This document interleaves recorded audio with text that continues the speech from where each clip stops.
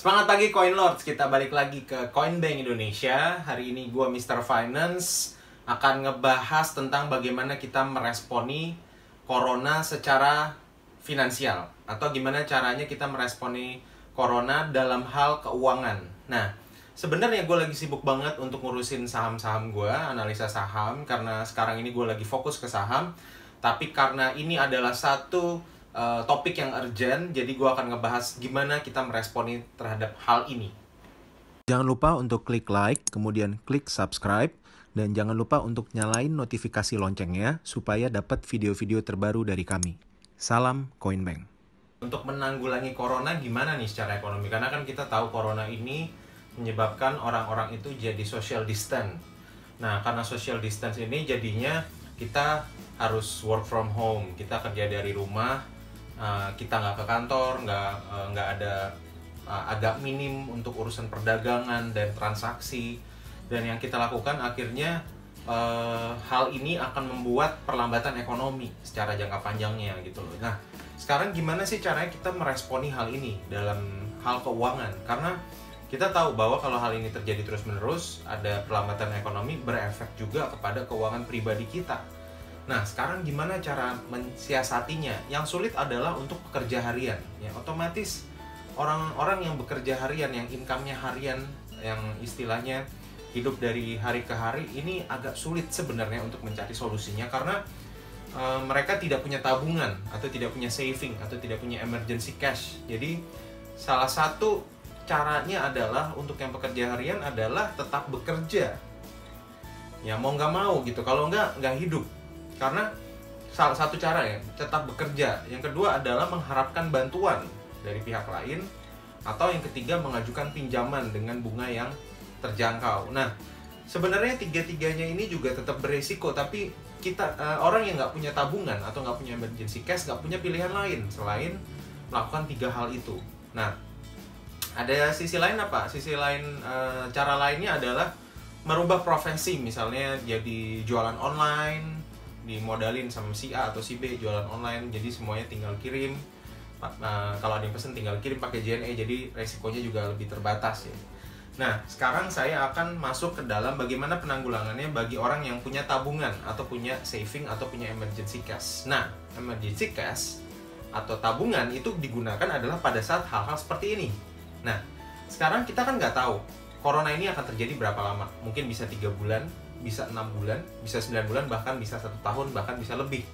Sehingga saya akan memberikan sebuah solusi berdasarkan timeline. Jadi saya akan kasih timeline, nanti akan ada solusi berdasarkan jangka waktu yang jangka waktu ekspektasi dari COVID-19 ini atau pandemi Corona ini. Nah, sekarang kita akan bikin timeline di sini. Ada 3 bulan, 6 bulan, 9 bulan, dan 12 ya. 3 bulan, 6, 9, dan 12. 3 bulan, 6 bulan, 9 sama 12 bulan. Nah, kalau 3 bulan pertama, kalau punya tabungan, yang pertama adalah bagi tabungan Anda menjadi 3 bagian, yaitu 50%, 25%, dan 25%. Jadi bagi 3 bagian ya. 50%, ini dari tabungan ya tadi ya. 3 bulan pertama tabungan dibagi 3. 50%, 25%, dan 25%.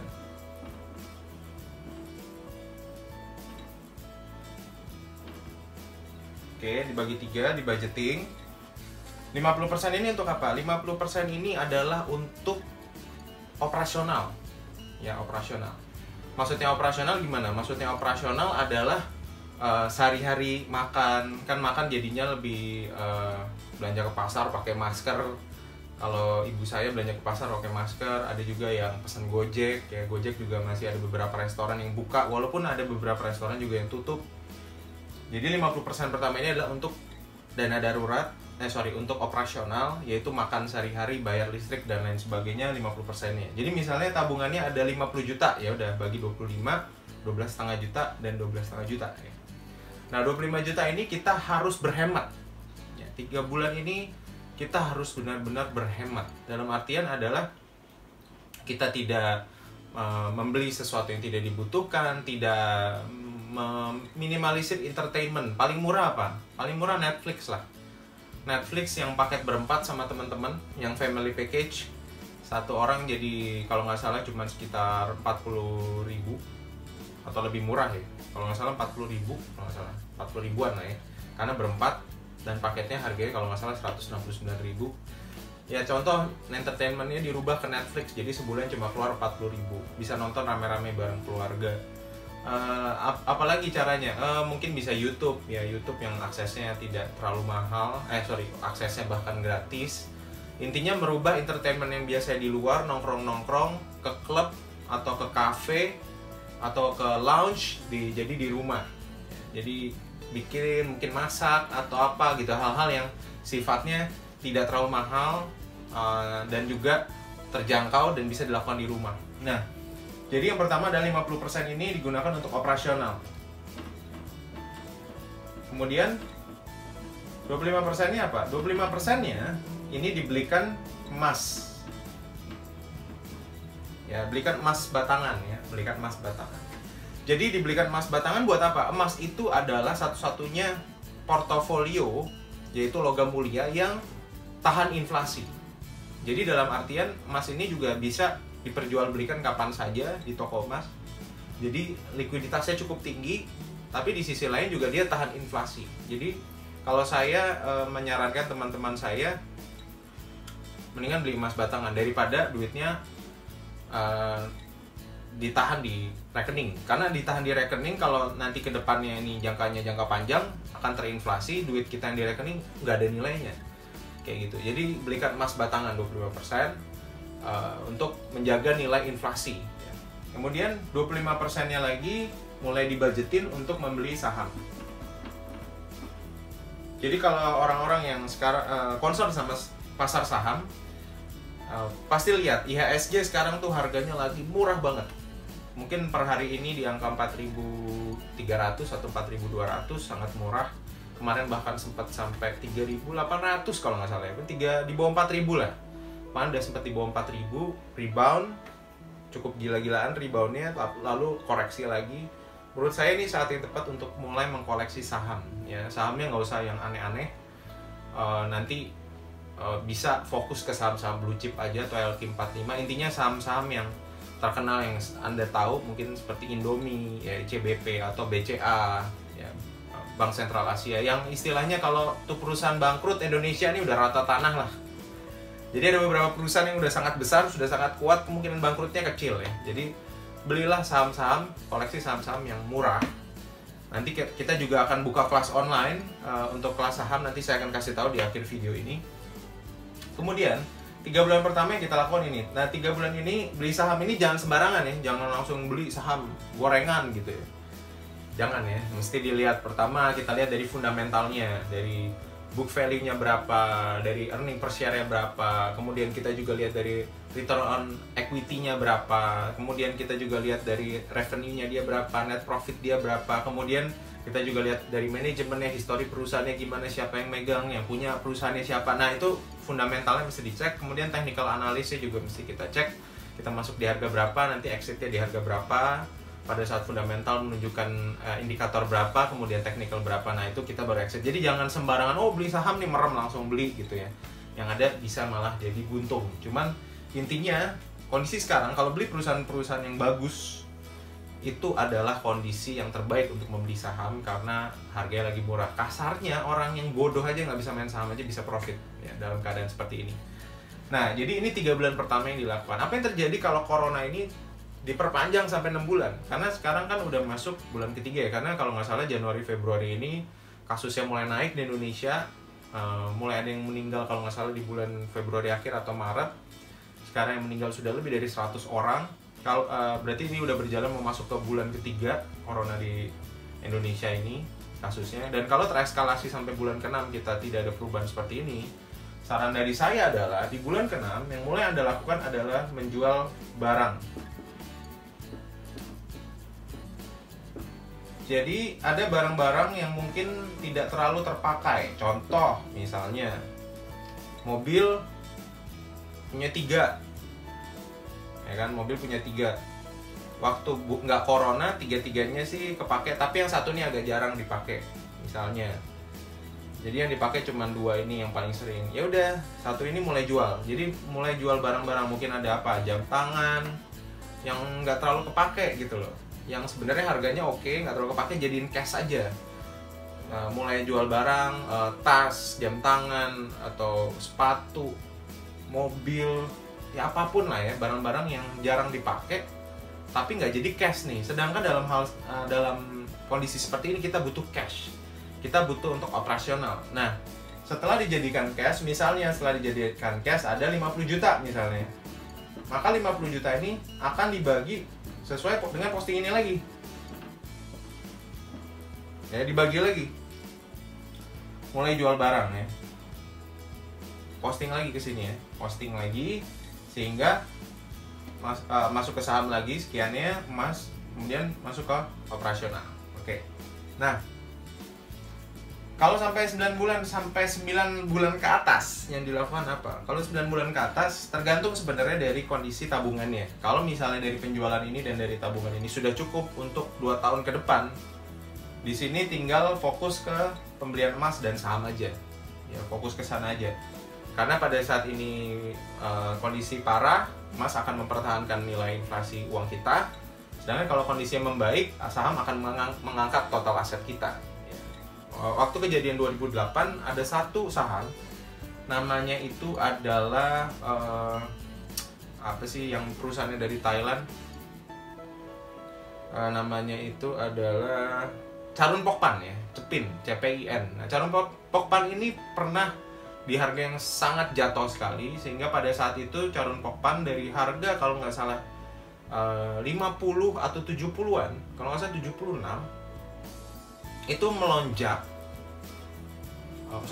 Dari harga 32, kalau nggak salah ya, ini harga 32 itu melonjak ke 5.100 waktu itu dalam jangka waktu hanya 4 tahun. Berarti itu sekitar lebih dari 70 kali lipat ya, lebih dari 70 kali lipat. Ya kalau nggak salah dari 50-an, dari 52 ke 5.000, sekitar 5.000-an. Jadi lebih dari 70 kali lipat atau 7.000%. Itu bayangin kalau 7.000%, 70 kali lipat itu duit 100 juta dalam 4 tahun, nggak sampai 4 tahun, jadi 7 miliar. Ya, duit 100 juta dalam nggak sampai 4 tahun, 70 kali lipat jadi 7 miliar. Jadi aset saham inilah yang akan melipat gandakan aset kita. Lalu emas ini yang mempertahankan nilai aset kita, dan operasional yang mempertahankan hidup kita. Nah, kalau 9 bulan ke atas dan lebih, tabungannya nggak cukup lagi ya, mulai jual barang-barang yang tidak primer. Contoh misalnya mobil jual lagi satu lagi, atau motor jual, naik kendaraan umum dulu. Kemudian ya jam tangan mulai dijual gitu, jam tangan mulai dijual. Kenapa sih kita mulai kumpulin cash? Karena kalau sampai ini berlangsung lebih dari setahun, saya rasa udah nggak ada lagi yang beli barang jam tangan Anda. Jam tangannya Coinlord sudah nggak ada yang beli lagi, karena mereka semua nggak butuh jam tangan. Yang mereka butuhin adalah cash. Mereka butuh makan, kayak gitu. Jadi pada saat ada urgensi seperti ini, maka jadikan semua emas batangan, jadikan cash, dan mulai koleksi saham. 3 hal itu yang paling penting untuk menanggulangi corona ini atau covid ini. Jadi jangan hedon, udah nggak usah pikirin yang hedon lagi, nggak usah pikirin lagi untuk hal-hal yang entertainment yang berlebihan. Fokus dulu sama kebutuhan anak-anak, kebutuhan istri, kebutuhan kita, kebutuhan makan dan sehari-hari, dan gimana cara mempertahankan aset yang sudah kita kumpulkan selama ini. Nah, kalau ada yang mau ditanya atau ada solusi-solusi lain, silahkan bisa komen di bawah. Ada solusi lainnya ini, oh saya nggak setuju ini apa segala, silahkan masukin di bawah. Dan saya akan membuat seminar saham di akhir April ini, mungkin di antara tanggal 20 sampai 25 April nanti akan dikasih tahu lebih lanjut. Jadi kita akan bahas saham apa yang harusnya dibeli, kemudian gimana cara menganalisanya secara fundamental, gimana cara menganalisanya secara teknikal, nanti saya masuk di mana dan keluar di mana. Kita akan bikin seminar saham. Untuk seminarnya sendiri itu bayar 100.000. Ini seminarnya online ya. seminarnya online. Jadi dengan bayar 100.000 bisa ikut seminar selama 3 jam, 2-3 jam secara online, bisa lihat di handphone, nonton di handphone, nanya, langsung tanya. Mungkin udah ada beberapa juga yang ikut seminar-seminar sebelumnya, langsung tanya, bisa langsung tulis, tanya aja langsung di situ tentang pertanyaan-pertanyaannya. Saya akan jelasin seminar online, jadi Anda bangun tidur bisa langsung nonton seminarnya, Anda lagi di manapun di seluruh Indonesia bisa nonton langsung seminarnya. Dan harapannya dari seminar ini juga bisa membuat Anda mengerti tentang saham dan belajar saham saat yang terbaik adalah sekarang, yaitu pada saat terjadi yang namanya krisis atau terjadi yang namanya koreksi ya. Kalau jangka panjang ya depresi dan lain sebagainya. Cuman intinya membeli saham di saat murah seperti ini tidak akan merugikan, pasti akan menguntungkan kalian semua.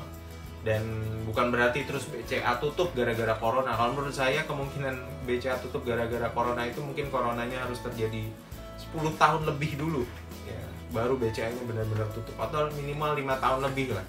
Jadi menurut saya saham tetap bagus untuk dikoleksi di saat seperti ini. Nah, yang mau ikut seminar sahamnya bisa kontak nomor di bawah ini untuk pendaftaran, atau bisa cek juga di deskripsi. Di sana ada line official kita dan ada juga nomor pendaftaran juga, ada nomor handphone untuk daftar.